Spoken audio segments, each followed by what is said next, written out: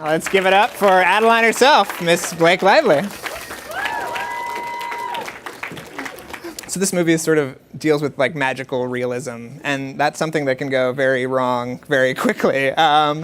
Did you guys talk about how to sort of maneuver that sort of dangerous playing field? Well, it's incredibly dangerous, but it's also, when it's done well, as an audience, you really love it and you really appreciate it. And I think because it's such a tricky territory to navigate, you don't see magic in films as much unless it's a superhero film or you know, there's Diagon Alley, you know, it's wizards or capes. But to have magic in a very simple, quiet story is rare. And so when people aren't expecting anything out of it, you get to pleasantly surprise people, or you get to make a crappy movie like everyone thought you might. Right. And I think we made a really special movie that I'm really proud of, and it has magic in a quiet film in a way that I haven't seen in a really long time. Right. We kind of see you when this sort of event happens, and then many years later. But did you and the director sort of fill in that space? I mean, if I asked you where she was in 1976, could you tell me, or was that something that was just sort of not discussed? I think we had our own ideas of what happened, and we skimmed over the 70s, 80s, and 90s because I think everyone wants to forget those. So we really focused on the other time periods. No, but you know, we looked at the time period when she came of age, when the most impactful things happened to her, when she got in her car accident, when she was married, when she had her great loves, when she had a child, when she had to leave her child, when the FBI was after her. You know, all of these big most pivotal points in her life we discussed at nauseum. But then for a while, you know, she just tried to disappear, and she just became very alone and quiet. Well, one of the sort of clues to your amazing history is the wardrobe, which is incredible, and I imagine you had a lot of fun with that because they did not have duct tape strong enough to keep me from having an influence on that wardrobe. I mean, so you purposely sort of were putting things in from the past into things. Can you talk about developing that look and sort of where the thought process was? Yeah, well, we were lucky to have the costume designer from Moulin Rouge be our costume designer on the film, so I was just like so geeked out by that. But was that a slow clap starting? Give it up for Moulin Rouge, right? Yeah. Slow clap. Anyway, but so, you know, there was a version of this film that we could have done, which if this was the Pat Fields version, you know, Sex and the City goes back to 1908, would have been amazing. Or Gossip Girl for that matter. But this was about, yeah, there we go. That was a faster clap. But you know, this version of the film was about being as honest as possible, and we tried to not make her glamorous, but women back then put so much more effort in the way they presented themselves. There was no such thing as sweatpants and Uggs, right? You know, so there was always just naturally more of a formality to it. But when I first read the script and a lot of the initial conversations, in present time, she looked like, you know, a girl walking down the streets in Manhattan, like a trench coat and skinny jeans and tall boots, and I was like, she looks like Serena Vanderwood. You know, you can't do that. And they said, yeah, but she evolved with the times in every decade, so she would have evolved with this time. But something about her had to be different. Something about her had to stick out. So I really fought to have her be an amalgamation of all of the decades that she's lived in. But in order to do that in each decade, like in the 60s, you'll see a little piece from the 20s. Because the idea is like, she wouldn't just all of a sudden start wearing vintage. So every decade, you see the decades before weaved in. And one of your big sort of wardrobe outfits is the first New Year's Eve dress, which I think we have a clip of. So let's watch that now. Now that's your very handsome co-star, Mikhail, who, for the son of Harrison Ford, has a weird Norwegian accent pop up every once in a while. Yeah, you only hear it when he's talking about the utility line in the movie, but otherwise it's really it's super solid.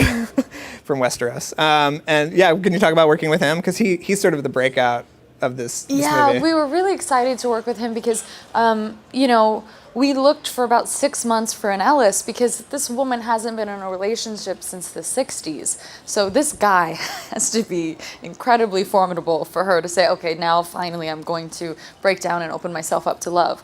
And then Ellis says he's written too. He's handsome and he's charming and he's wealthy and he's philanthropic and like, holy crap, show me where that guy is, Right. you know?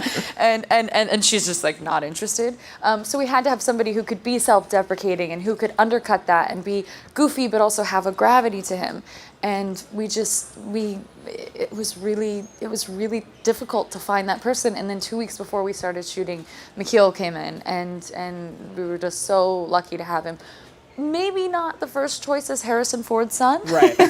but he is so right for Ellis that we thought, yeah, he's his son.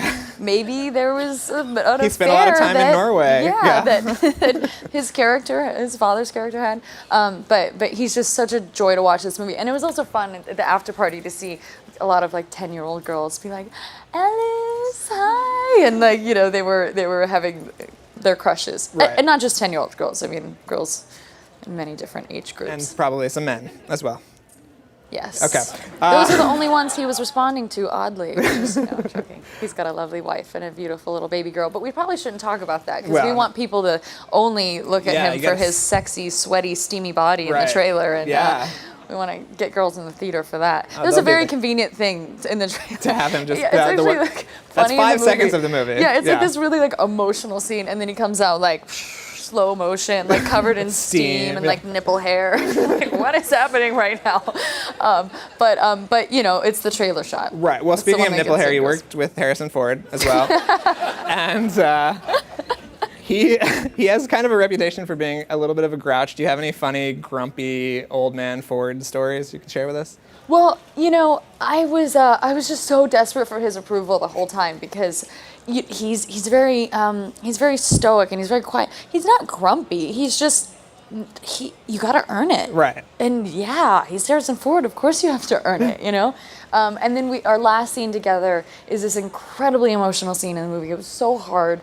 And I don't know, it's just like when I'm doing a scene like that where I have to put myself out there so much and I have to be so vulnerable, I really need some sort of feedback from the other actor. It's a total weakness of mine, but I either need them to say, hey, good job, or why don't we try it this way? Would that help you out? Or because it's not really working, like you suck right now and this is what you can do better. But I just need to hear something for them just to be quiet and be like, do they hate it? Do they hate it? Do they love it?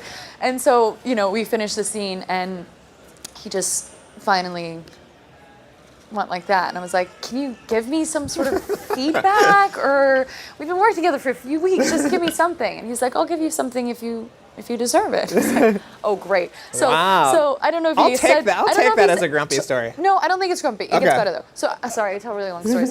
But he didn't say it in those words, but he sort of like, you know, said as much. So then at the end of the scene, he just sort of smiled and winked and was like, that was it? That's all you have to say to me? Like, can you just give me a compliment, please? And then so he's like, you know, that you were actually really great in that scene. And I said, you know what? You were too. You're not nearly as bad as they say. And like, he laughed so hard. And then like, from then on was just like, you saw like the Pepe Le Pew eyes, like, like he like finally liked me and appreciated me. And then he was wrapped forever. So that was short-lived. We have another clip.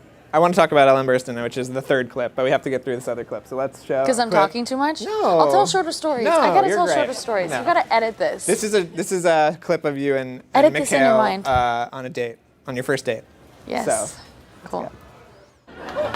Take that, Jazz. Oh yeah. And McKeel's actually an incredible musician, and like New Orleans jazz is what he knows how to play. And so he was like, please don't make him play that jazz. It was like his whole big, you know. He was on Treme, right? Yeah, he was on Treme, and he learned how to play the piano. Sure. The movie is set in San Francisco, and coming out of the movie, I was like, this is a great San Francisco movie. But you guys shot it in Vancouver. How hard was that? Yeah, and then I just saw Planet of the Apes was shot in Vancouver and something else. So I've now coined it San Francouver. Right. So yeah, we shot in San Francouver, which was they add a trolley in San Francisco. Like, that was it. Put a trolley in Dubai and you're in San Francisco. If there's a tax break there, it will happen. Movies will show up there. But it was fun. I love being in Vancouver, and it would have been nice to shoot in San Francisco. But it's expensive. Yes. That's why no one does it. Do you have any favorite San Francisco movies? I have favorite San Francisco ice cream places. I'm sure I could think of San Francisco movies, but Mrs. Doubtfire, that was a really good one. Yeah, sure. A lot of Doubtfire fans in the audience. It's the Doubtfire crowd here. Another amazing actor you get to work with is the great Ellen Burstyn. You only have a few scenes with her, but I imagine you were like asking her a million questions and sort of getting her input on everything, or were you just sort of No, enjoying? it's terrifying. You Really? can't do that. You don't want to mine her for sort of information? I do, of course you do, but you also respect Right. someone like her so much that you if she wants to offer it, you allow her to offer it, but you can't just say like, oh, tell me about that one time, you know. It was neat because we actually became closer in the scenes together because she's someone who's incredibly regal, and when someone has earned that much respect, it's almost hard to feel secure enough to approach them and ask them questions. And so in the scenes together, she had to be so open and vulnerable and pure because she was playing my daughter and I had to play, the authority over her. So I had to be more guarded. And by her opening up in the scenes with me, it actually, when the scenes would cut, we would be closer. And, by the end of it, we actually became quite close. And, I had her over for Easter. So now you can pepper her for questions. Now that I can ask her questions for sure. Okay, good. Let's run a clip. And doesn't that look just like San Francisco? There's a gentleman in the front row who is going to bombard you, I'm sure, at some point to sign his copy of The Green Lantern, which I can't have You're here. the one who bought it. Yeah, he's the one.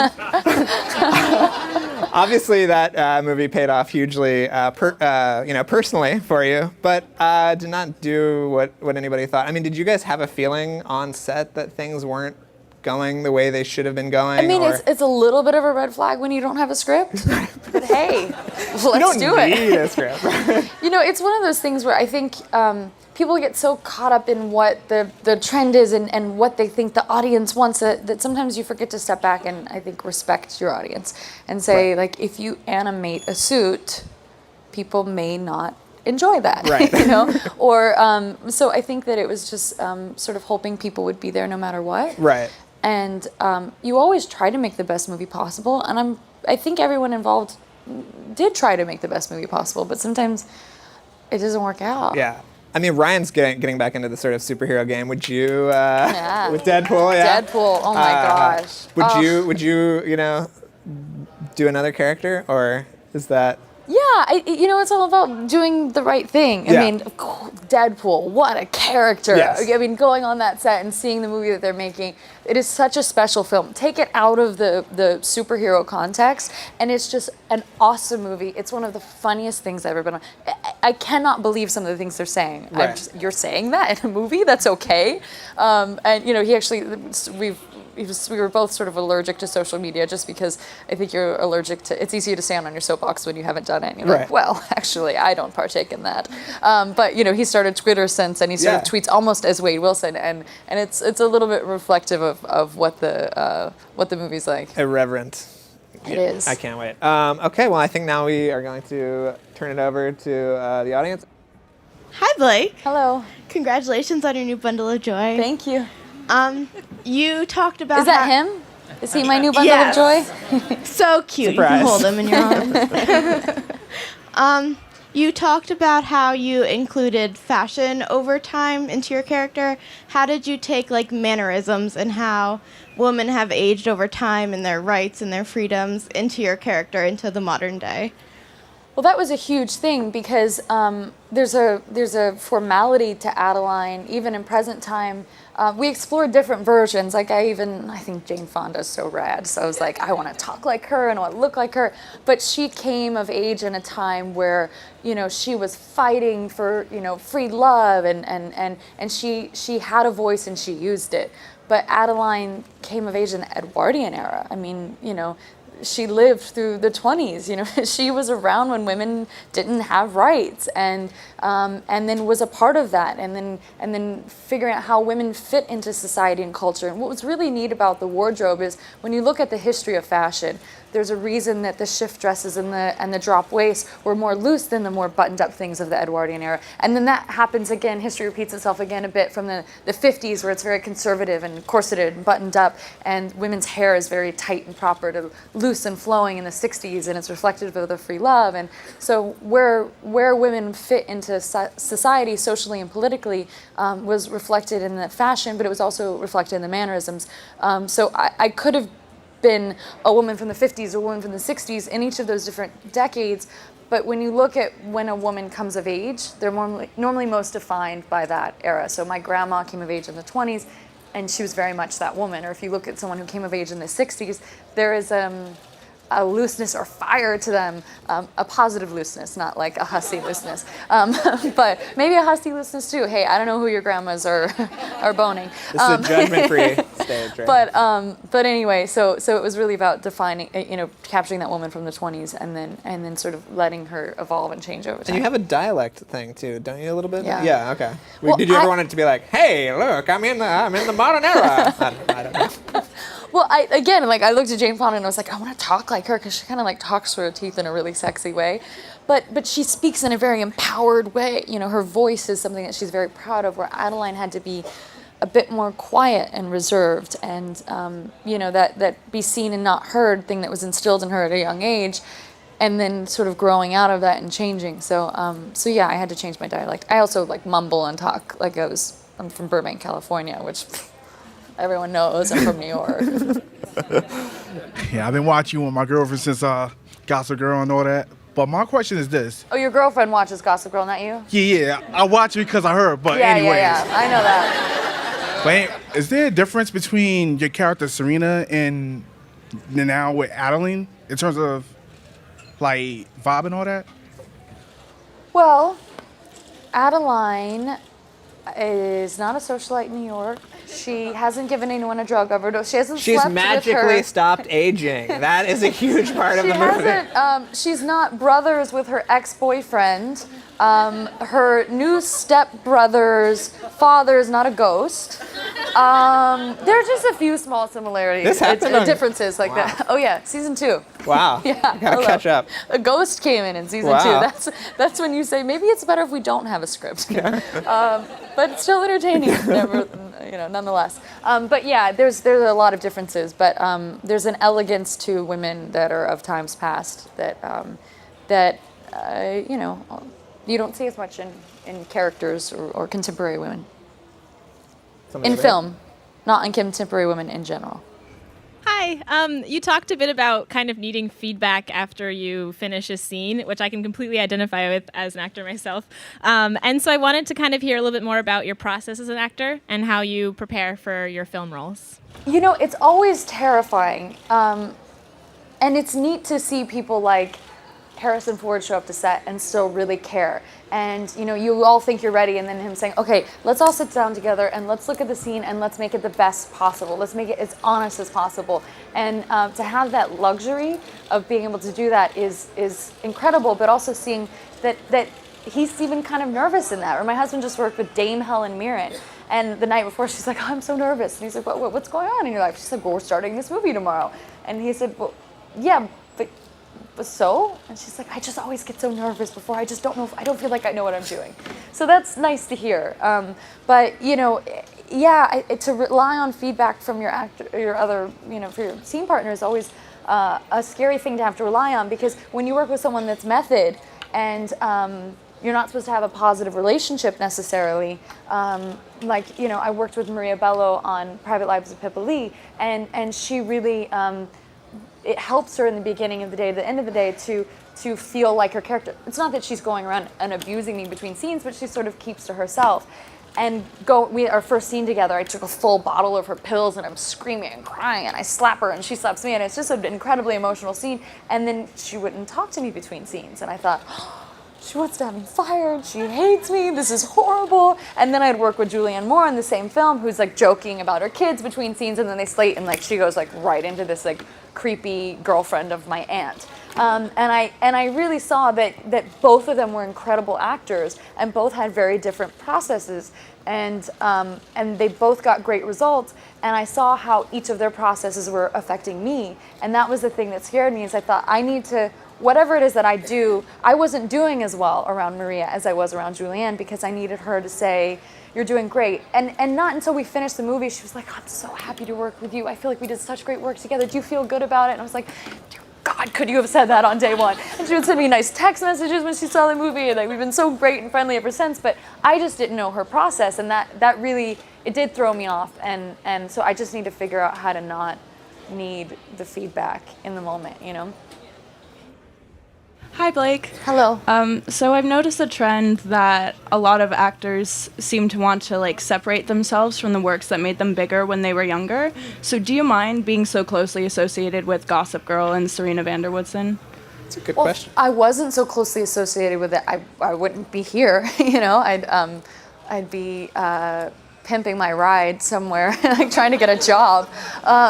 But you know, it's less about being so closely associated with it because of it's what people know you for, and you want to separate yourself with it just because it's because of the pop culture association with it, and more about never wanting to define yourself as any one thing. Especially as an artist, you want to be able to evolve and change and constantly not only surprise other people but surprise yourself, and that's easier when you're jumping from film to film because they have shorter lives, where the films can live for a long time, but you're only watching someone on screen for an hour and a half, however many times you see that movie. Where with a TV show, someone's in your house once a week for 6 years. I mean, we shot 10 months out of the year, so people really feel like they know you as that character.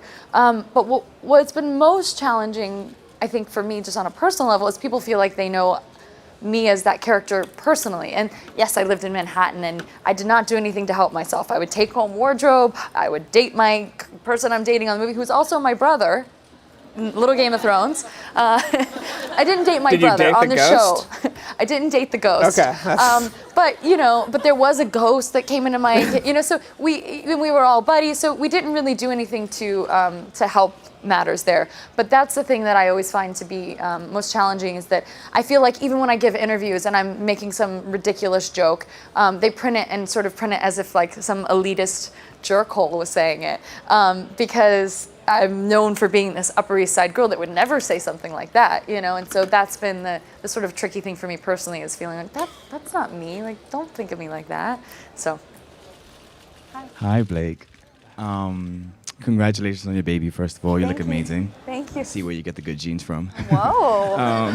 She's single. No, I'm joking. She's not. My question, me and my buddy Greg here, we're really deep into Meisner, so we wanted to know what technique works for you, and do you have any memorable breakthroughs that you can share with us? Wait, what is Meisner?